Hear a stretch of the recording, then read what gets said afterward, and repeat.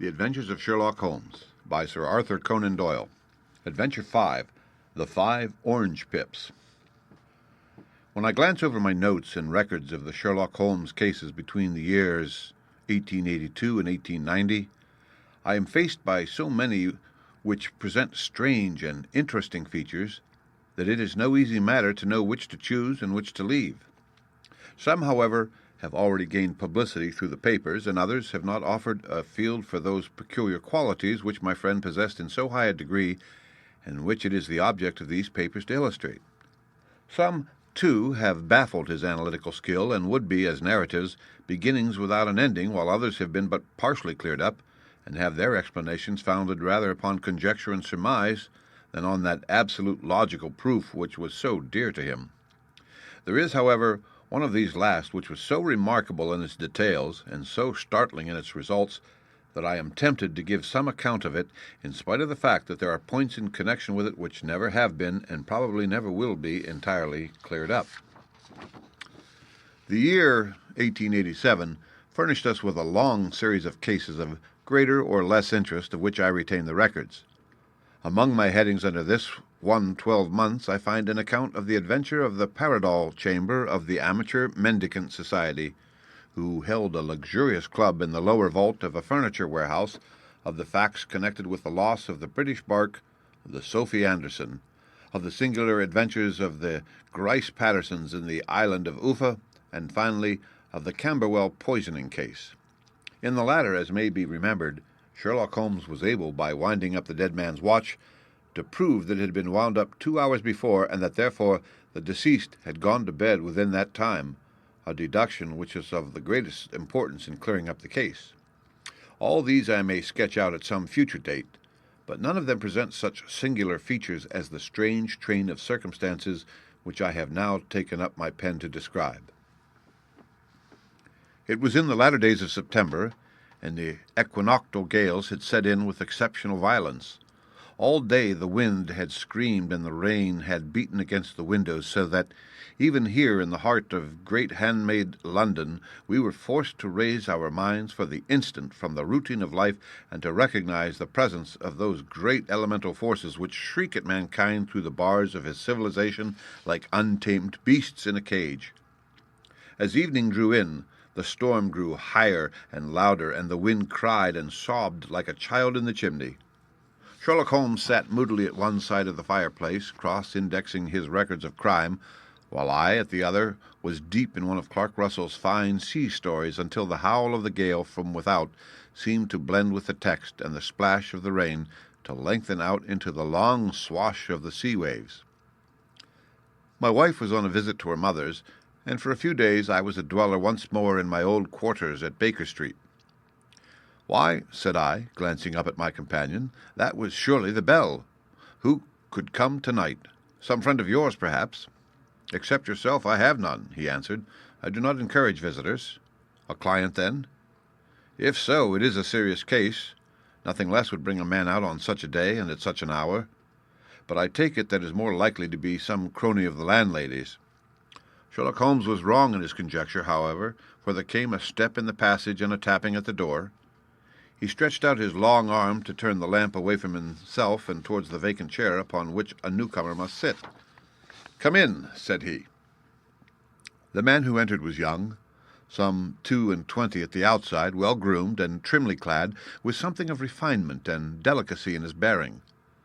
The streaming umbrella which he held in his hand and his long, shining waterproof told of the fierce weather with which he had come. He looked about him anxiously in the glare of the lamp, and I could see that his face was pale and his eyes heavy, like those of a man who is weighed down with some great anxiety. "I owe you an apology," he said, raising his golden pince-nez to his eyes. "I trust that I am not intruding. I fear that I have brought some traces of the storm and rain into your snug chamber." "Give me your coat and umbrella," said Holmes. "They may rest here on the hook, and will be dry presently. You have come up from the southwest, I see." "Yes, from Horsham. That clay and chalk mixture which I see upon your toe-caps is quite distinctive." "I have come for advice." "That is easily got." "And help." "That is not always so easy." "I have heard of you, Mr. Holmes. I heard from Major Prendergast how you saved him in the Tankerville Club scandal. Ah, of course. He was wrongfully accused of cheating at cards. He said that you could solve anything. He said too much. That you are never beaten. I have been beaten 4 times, 3 times by men, and once by a woman. But what is that compared with the number of your successes? It is true that I have been generally successful. Then you may be so with me. I beg that you will draw your chair up to the fire and favor me with some details as to your case. It is no ordinary one. None of those which come to me are. I am the last court of appeal. And yet I question, sir, whether in all your experience you have ever listened to a more mysterious and inexplicable chain of events than those which have happened in my own family. You fill me with interest, said Holmes. Pray, give us the essential facts from the commencement, and I can afterwards question you as to those details which seem to me to be most important. The young man pulled his chair up and pushed his wet feet out towards the blaze. My name, said he, is John Openshaw. But my own affairs have, as far as I can understand, little to do with this awful business. It is a hereditary matter, so in order to give you an idea of the facts, I must go back to the commencement of the affair. You must know that my grandfather had 2 sons, my uncle Elias and my father Joseph. My father had a small factory at Coventry, which he enlarged at the time of the invention of bicycling. He was a patentee of the Openshaw unbreakable tire, and his business met with such success that he was able to sell it and to retire upon a handsome competence. My uncle Elias emigrated to America, where he was a young man and became a planter in Florida, where he was reported to have done very well. At the time of the war he fought in Jackson's army, and afterwards under Hood, where he rose to be a colonel. When Lee laid down his arms, my uncle returned to his plantation, where he remained for 3 or 4 years. About 1869 or 1870, he came back to Europe and took a small estate in Sussex near Horsham. He had made a very considerable fortune in the States, and his reason for leaving them was his aversion to the Negroes and his dislike of the Republican policy in extending the franchise to them. He was a singular man, fierce and quick-tempered, very foul-mouthed when he was angry, and of a most retiring disposition. During all the years that he lived at Horsham, I doubt if he ever set foot in the town. He had a garden and 2 or 3 fields round his house, and there he would take his exercise, though very often for weeks on end he would never leave his room. He drank a great deal of brandy and smoked very heavily, but he would see no society and did not want any friends, not even his own brother. He didn't mind me. In fact, he took a fancy to me, for at the time when he saw me first I was a youngster of 12 or so. This would be in the year 1878, after he had been 8 or 9 years in England. He begged my father to let me live with him, and he was very kind to me in his way.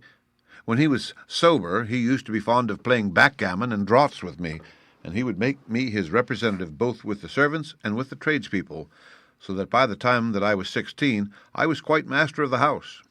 I kept all the keys and could go where I liked and do what I liked, so long as I did not disturb him in his privacy. There was one singular exception, however, for he had a single room, a lumber room up among the attics, which was invariably locked, and which he would never permit either me or anyone else to enter. With a boy's curiosity I have peeped through the keyhole, but I was never able to see more than a collection of old trunks and bundles as would be expected in such a room. One day, it was in March 1883, a letter with a foreign stamp lay upon the table in front of the colonel's plate. It was not a common thing for him to receive letters, for his bills were all paid in ready money, and he had no friends of any sort. "From India," said he as he took it up. "Pondicherry postmark. What can this be?"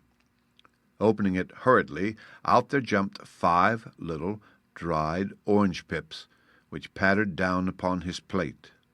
I began to laugh at this, but the laugh was struck from my lips at the sight of his face. His lip had fallen, his eyes were protruding, his skin the color of putty, and he glared at the envelope, which he still held in his trembling hand. "K," he shrieked, and then, my God, my sins have overtaken me." "What is it, uncle?" I cried. "Death," said he, and rising from the table he retired to his room, leaving me palpitating with horror. I took up the envelope and saw scrawled in red ink upon the inner flap, just above the gum, the letter K 3 times repeated. There was nothing else save the 5 dried pips.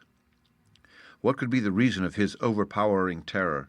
I left the breakfast table, and as I ascended the stair I met him coming down with an old rusty key which must have belonged to the attic in one hand and a small brass box like a cash box in the other. "They may do what they like, but I'll checkmate them still," said he, with an oath. "Tell Mary that I shall want a fire in my room today, and send down to Fordham the Horsham lawyer." I did as he ordered, and when the lawyer arrived I was asked to step up to the room. The fire was burning brightly, and in the grate there was a mass of black, fluffy ashes as of burned paper, while the brass box stood open and empty beside it. As I glanced at the box, I noticed, with a start, that upon the lid was printed the treble K which I had read in the morning upon the envelope.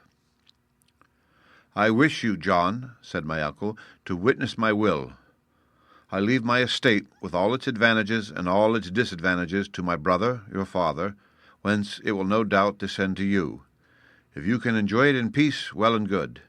If you find you cannot, take my advice, my boy, and leave it to your deadliest enemy. I am sorry to give you such a two-edged thing, but I can't say what turn things are going to take. Kindly sign the paper where Mr. Fordham shows you." I signed the paper as directed, and the lawyer took it away with him.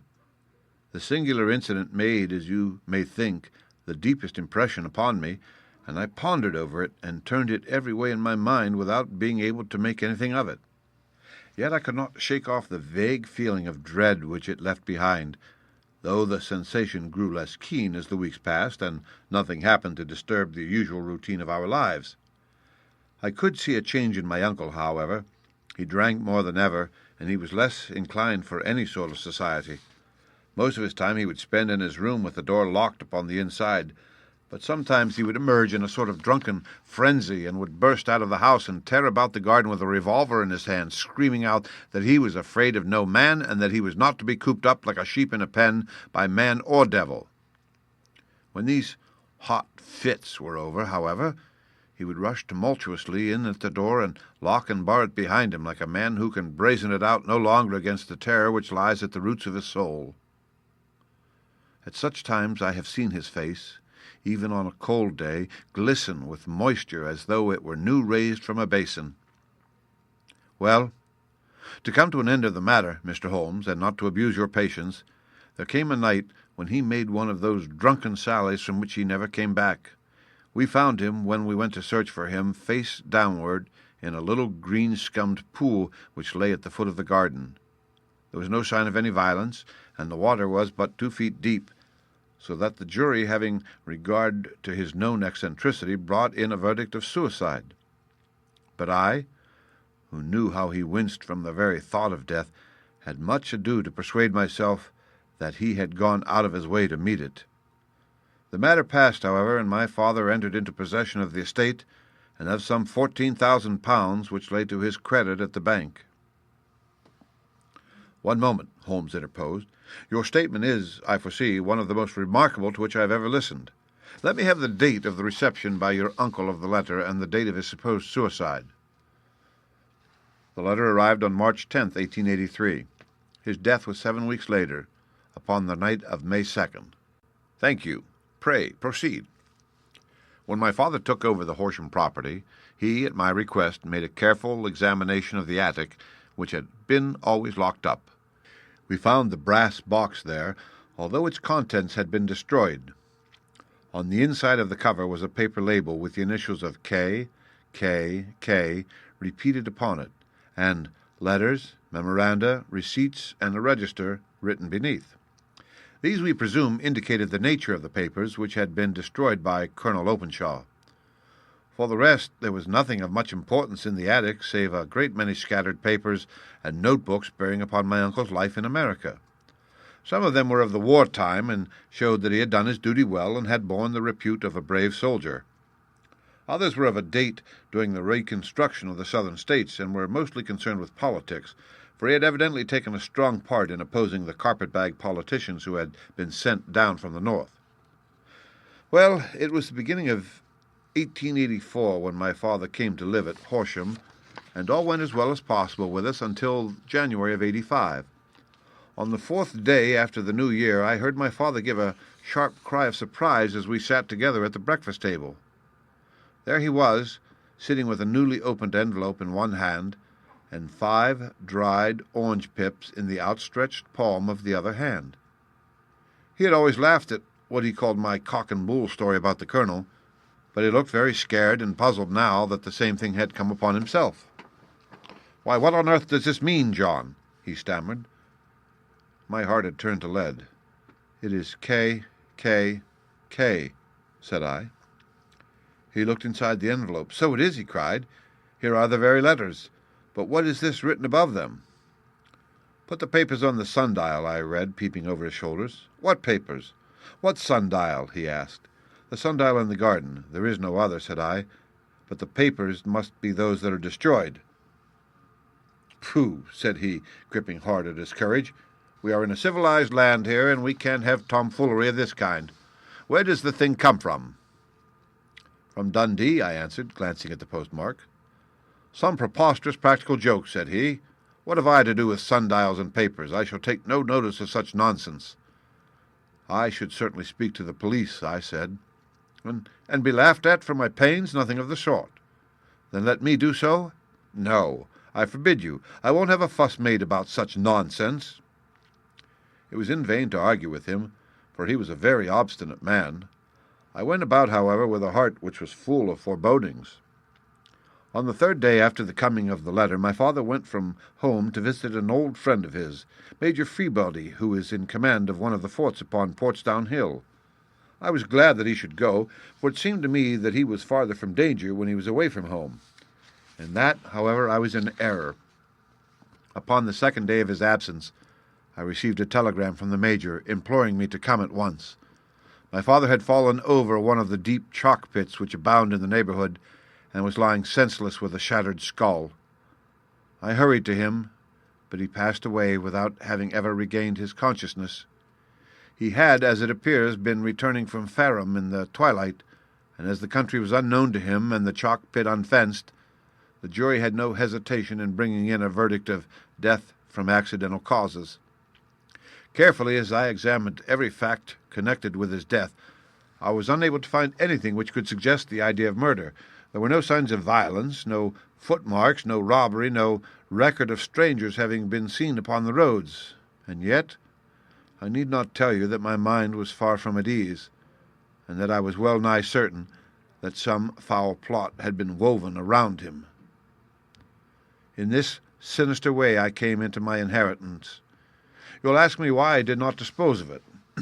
I answer, because I was well convinced that our troubles were in some way dependent upon an incident in my uncle's life, and that the danger would be as pressing in one house as in another. It was in January 1885 that my poor father met his end, and 2 years and 8 months have elapsed since then. During that time I have lived happily at Horsham, and I had begun to hope that this curse had passed away from the family, and that it had ended with the last generation. I had begun to take comfort too soon, however. Yesterday morning that blow fell in the very shape in which it had come upon my father. The young man took from his waistcoat a crumpled envelope, and turning to the table, he shook out upon it 5 little dried orange pips. "This is the envelope," he continued. "The postmark is London, Eastern Division. Within are the very words which were upon my father's last message. K, K, K, and then put the papers on the sundial." "What have you done?" asked Holmes. "Nothing." "Nothing?" To tell the truth," he sank his chin into his thin white hands, "I have felt helpless. I have felt like one of those poor rabbits when the snake is writhing towards it. I seem to be in the grasp of some resistless, inexorable evil which no foresight and no precautions can guard against." "Tut, tut," cried Sherlock Holmes. "You must act, man, or you are lost. Nothing but energy can save you. This is no time for despair." "I have seen the police." "Ah, but they listen to my story with a smile. I am convinced that the inspector has formed the opinion that the letters are all practical jokes, and that the deaths of my relations were really accidents, as the jury stated, and were not to be connected with the warnings." Holmes shook his clenched hands in the air. "Incredible imbecility!" he cried. They have, however, allowed me a policeman who may remain in the house with me. Has he come with you tonight?" "No, his orders were to stay in the house." Again Holmes raved in the air. "Why did you come to me?" he cried, "and above all, why did you not come at once?" "I did not know. It was only today that I spoke to Major Prendergast about my troubles and was advised by him to come to you. It is really 2 days since you had the letter. We should have acted before this. You have no further evidence, I suppose, than that which you have placed before us, no suggestive detail which might help us?" "There is one thing," said John Openshaw. He rummaged in his coat pocket, and drawing out a piece of discoloured, blue-tinted paper, he laid it out upon the table. "I have some remembrance," said he, "that on the day when my uncle burned the papers, I observed that the small, unburned margins which lay amid the ashes were of this particular colour. I found this single sheet upon the floor of his room, and I am inclined to think that it may be one of the papers which has, perhaps, fluttered out from among the others, and in that way has escaped destruction. Beyond the mention of Pip's, I do not see that it helps us much.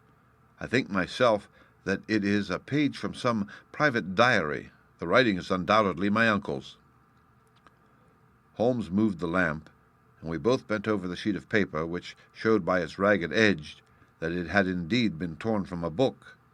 It was headed March 1869, and beneath were the following enigmatical notices: 4th, Hudson came, same old platform.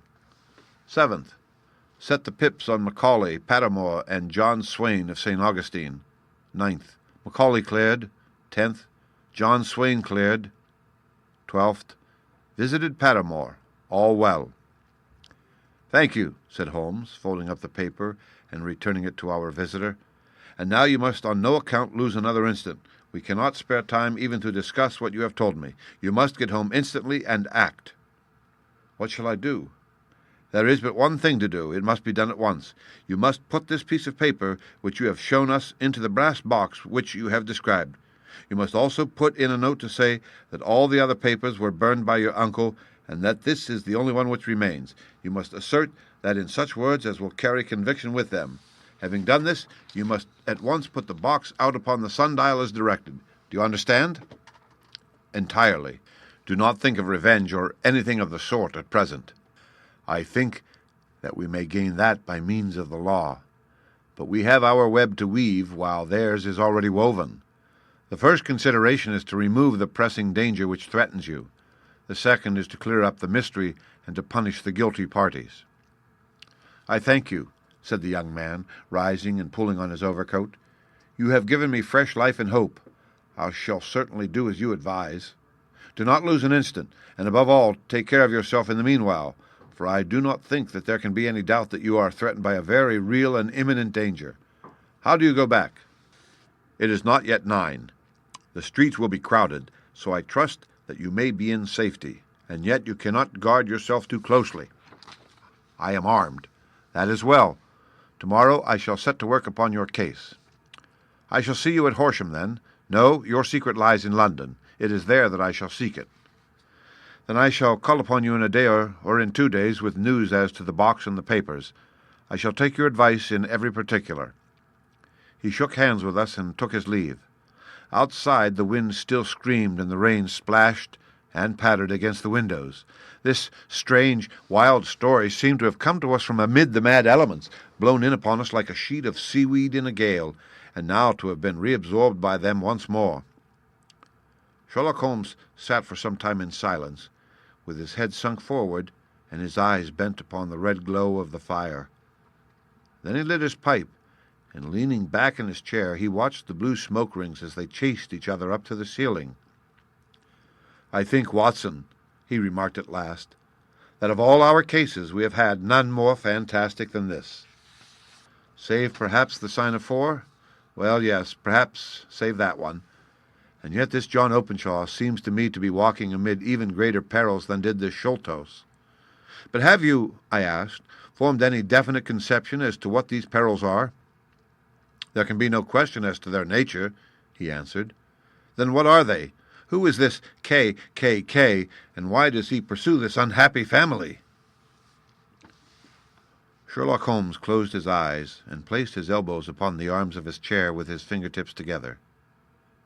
The ideal reasoner, he remarked, would, when he had once been shown a single fact in all its bearings, deduce from it not only all the chain of events which led up to it, but also all the results which would follow from it. As Cuvier could correctly describe a whole animal by the contemplation of a single bone, so the observer who has thoroughly understood one link in a series of incidents should be able to accurately state all the other ones, both before and after. We have not yet grasped the results which the reason alone can attain to. Problems may be solved in the study which have baffled all those who have sought a solution by the aid of their senses. To carry the art, however, to its highest pitch, it is necessary that the reasoner should be able to utilize all the facts which have come to his knowledge, and this in itself implies, as you will readily see, a possession of all knowledge which even in these days of free education and encyclopedias is a somewhat rare accomplishment. It is not so possible, however, that a man should possess all knowledge which is likely to be useful to him in his work, and this I have endeavored in my case to do. If I remember rightly, you on one occasion in the early days of our friendship defined my limits in a very precise fashion. Yes, I answered laughingly. It was a singular document. Philosophy, astronomy, and politics were marked at 0, I remember. Botany, variable. Geology, profound as regard the mud stains from any region within 50 miles of town. Chemistry, eccentric. Anatomy, unsystematic. Sensational literature and crime records unique. Violin player, boxer, swordsman, lawyer, and self-poisoner by cocaine and tobacco. Those, I think, were the main points of my analysis. Holmes grinned at the last item. Well, he said, I say now, as I said then, that a man should keep his little brain attic stocked with all the furniture that he is likely to use, and the rest he can put away in the lumber room of his library, where he can get it if he wants it. Now, for such a case as the one which has been submitted to us tonight, we need certainly to muster all our resources. Kindly hand me down the letter K of the American Encyclopedia, which stands upon the shelf beside you. Thank you. Now let us consider the situation and see what may be deduced from it. In the first place, we may start with a strong presumption that Colonel Openshaw had some very strong reason for leaving America. Men at his time of life do not change all their habits and exchange willingly that charming climate of Florida for the lonely life of an English provincial town. His extreme love of solitude in England suggests the idea that he was in fear of someone or something, so we may assume as a working hypothesis that it was fear of someone or something which drove him from America. As to what it was he feared, we can only deduce that by considering the formidable letters which were received by himself and his successors.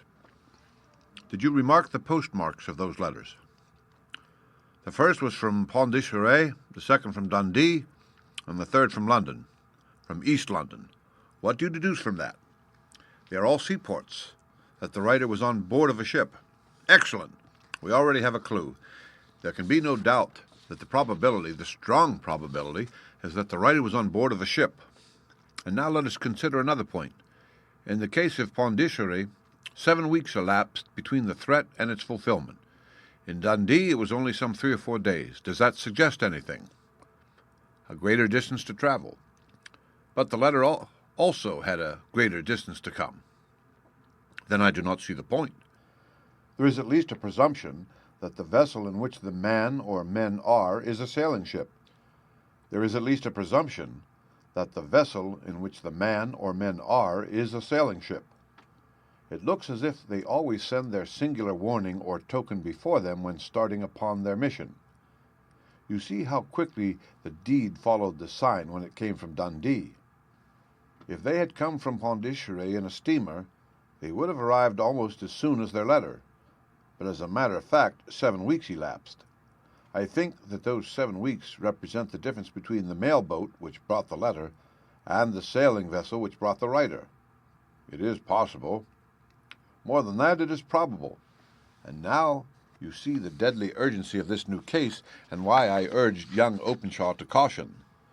The blow has always fallen at the end of the time which it would take the senders to travel the distance. But this one comes from London, and therefore we cannot count upon delay." "Good God!" I cried. "What can it mean, this relentless persecution?" The papers which Openshaw carried are obviously of vital importance to the person or persons in the sailing ship. I think that it is quite clear that there must be more than one of them. A single man could not have carried out 2 deaths in such a way as to deceive a coroner's jury. There must have been several in it, and they must have been men of resource and determination. Their papers they mean to have, be the holder of them who it may. In this way, you see, KKK ceases to be initials of an individual and becomes the badge of a society. But of what society? "Have you never," said Sherlock Holmes, bending forward and sinking his voice, "have you never heard of the Ku Klux Klan?" "I never have." Holmes turned over the leaves of the book upon his knee. "Here it is," said he presently. "Ku Klux Klan, a name derived from the fanciful resemblance to the sound produced by cocking a rifle. This terrible secret society was formed by some ex-Confederate soldiers in the Southern states after the Civil War, and it rapidly formed local branches in different parts of the country, notably in Tennessee, Louisiana, the Carolinas, Georgia, and Florida. Its power was used for political purposes, principally for the terrorizing of the Negro voters and the murdering and driving from the country of those who were opposed to its views. Its outrages were usually preceded by a warning sent to the marked man in some fantastic but generally recognized shape: a sprig of oak leaves in some parts, melon seeds or orange pips in others. On receiving this, the victim might either openly abjure his former ways, or might fly from the country. If he braved the matter out, death would unfailingly come upon him, and usually in some strange and unforeseen manner. So perfect was the organization of the society, and so systematic its methods, that there is hardly a case upon record where any man succeeded in braving it with impunity, or in which any of its outrages were traced home to the perpetrators. For some years the organization flourished in spite of the efforts of the United States government and of the better classes of the community in the South. Eventually, in the year 1869, the movement rather suddenly collapsed, although there have been sporadic outbreaks of the same sort since that date. "You'll observe," said Holmes, laying down the volume, "that the sudden breaking up of the society was coincident with the disappearance of Openshaw from America with their papers. It may well have been cause and effect. It is no wonder that he and his family have some of the more implacable spirits upon their track. You can understand that this register and diary may implicate some of the first men in the South, and that there may be many who will not sleep easy at night until it is recovered." "Then the page we have seen—" "Is such as we might expect. It ran, if I remember right, sent the pips to A, B, and C, that is, sent the society's warning to them. Then there are successive entries that A and B cleared or left the country, and finally that C was visited with, I fear, a sinister result for C. Well, I think, Doctor, that we may have let some light into this dark place, and I believe that the only chance young Openshaw has in the matter is to do what I have told him. There is nothing more to be said or to be done tonight, so hand me over my violin, and let us try to forget for half an hour the miserable weather and the still more miserable ways of our fellow men." It had cleared in the morning, and the sun was shining with a subdued brightness through the dim veil which hangs over the great city. Sherlock Holmes was already at breakfast when I came down. "You will excuse me for not waiting for you," said he. "I have, I foresee, a very busy day before me in looking into this case of young Openshaw's." "What steps will you take?" I asked. "It will very much depend upon the results of my first inquiries. I may have to go down to Horsham after all." "You will not go there first?" "No, I shall commence with the city. Just ring the bell, and the maid will bring up your coffee." As I waited, I lifted the unopened newspaper from the table and glanced my eye over it. It rested upon a heading which sent a chill to my heart. "Holmes!" I cried, "you are too late." "Ah," said he, laying down his cup, "I feared as much. How is it done?" He spoke calmly, but I could see that he was deeply moved. My eye caught the name of Openshaw in the heading, "Tragedy near Waterloo Bridge." Here is the account. "Between 9 and 10 last night, Police Constable Cook of the H Division, on duty near Waterloo Bridge, heard a cry for help and a splash in the water. The night, however, was extremely dark and stormy, so that in spite of the help of several passers-by, it was quite impossible to effect a rescue. The alarm, however, was given, and, by the aid of the water police, the body was eventually recovered. It proved to be that of a young gentleman whose name, as it appears from an envelope which was found in his pocket, was John Openshaw, and whose residence is near Horsham. It is conjectured that he may have been hurrying down to catch the last train from Waterloo Station, and that in his haste and the extreme darkness he missed his path and walked over the edge of one of the small landing places for river steamboats. The body exhibited no traces of violence, and there can be no doubt that the deceased had been the victim of an unfortunate accident which should have the effect of calling the attention of the authorities to the condition of the riverside landing stages. We sat in silence for some minutes, Holmes more depressed and shaken than I had ever seen him. "That hurts my pride, Watson," he said at last. "It is a petty feeling, no doubt, but it hurts my pride. It becomes a personal matter with me now, and if God sends me health, I shall set my hand upon this gang. That he should come to me for help, and that I should send him away to his death." He sprang from his chair and paced about the room in uncontrollable agitation, with a flush upon his sallow cheeks and a nervous clasping and unclasping of his long, thin hands. "They must be cunning devils," he exclaimed at last. "How could they have decoyed him down there? The embankment is not on the direct line to the station. The bridge, no doubt, was too crowded even on such a night for their purpose. Well, Watson, we shall see who will win in the long run. I am going out now." "To the police?" "No.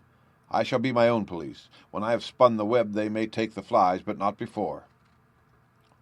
All day I was engaged in my professional work, and it was late in the evening before I returned to Baker Street. Sherlock Holmes had not come back yet. It was nearly 10 o'clock before he entered, looking pale and worn. He walked up to the sideboard, and tearing a piece from the loaf, he devoured it voraciously, washing it down with a long draught of water. "You're hungry," I remarked. "Starving." It escaped my memory. I had had nothing since breakfast. "Nothing?" "Not a bite. I had no time to think of it." "And how have you succeeded?" "Well. You have a clue?" "I have them in the hollow of my hand. Young Openshaw shall not long remain unavenged. Why, Watson, let us put their own devilish trademark upon them. It is well thought of." "What do you mean?" He took an orange from the cupboard, and tearing it to pieces, he squeezed out the pips upon the table. Of these he took 5 and thrust them into an envelope. On the inside of the flap he wrote S.H. for J.O. Then he sealed it and addressed it to Captain James Calhoun, bark Lone Star, Savannah, Georgia.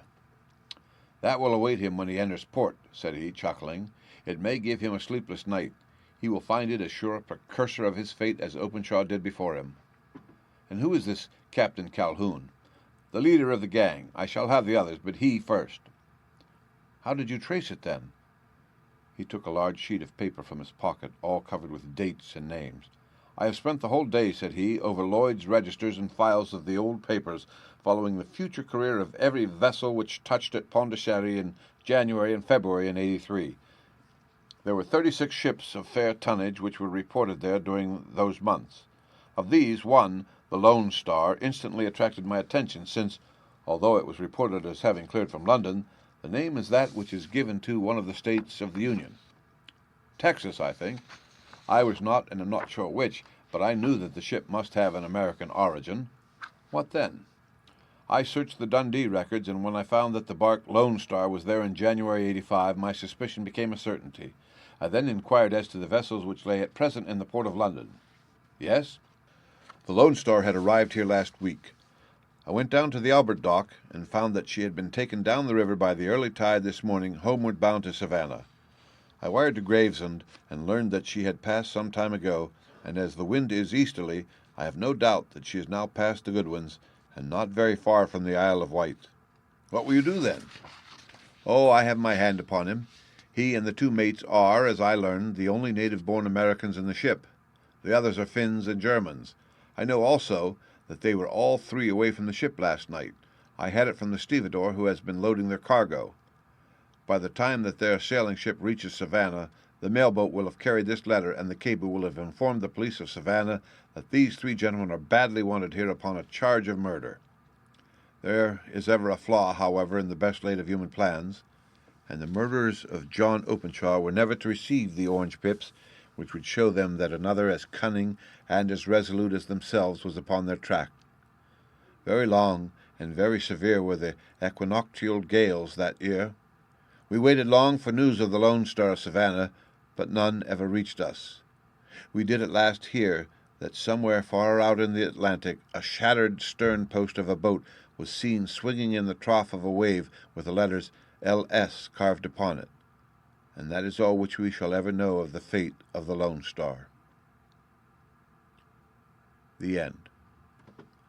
Read by Rick Kistner for Lit2Go on the web at fcit.usf.edu.